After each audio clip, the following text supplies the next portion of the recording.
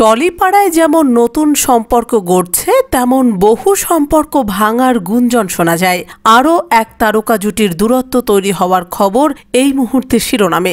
Studio পাড়ায় ফিসফাঁস, ফের তুমুল অশান্তি বেঁধেছে নীল ভট্টাচার্য ও ট্রিনা সাহার সংসারে।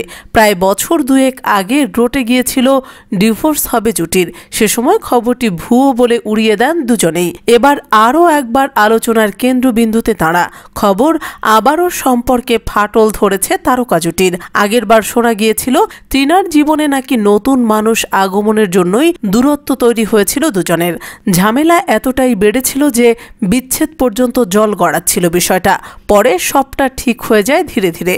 এদিকে ফের গুঞ্জন শুরু হয়েছে, যদিও এবার শোনা যাচ্ছে অন্য খবর। ইন্ডাস্ট্রির সূত্র অনুযায়ী এবার নাকি কোনো নেতার মেয়ের সঙ্গে ঘনিষ্ঠতা বেড়েছে অভিনেতার। শহরের বিভিন্ন পার্টি বা অনুষ্ঠানেও নাকি একসঙ্গেই হাজির হচ্ছেন দুজনে।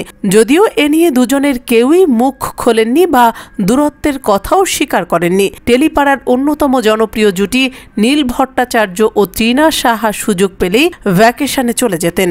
কর্মব্যস্ততা থেকে ছুটি নিয়ে এই ভ্রমণপ্রিয় জুটি প্রায়ই বিদেশেও পাড়ি দিতেন।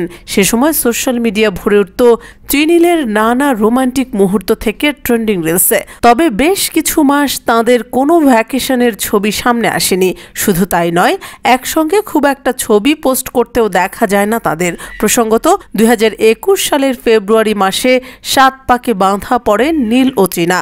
বর্তমানে নীল ব্যস্ত অমর সঙ্গী ধারাবাহিকের শুট নিয়ে। অন্যদিকে ট্রিনা সাহার নতুন মেগা পরশুরাম আজকের নায়ক শুরু হবে এ মাসেই।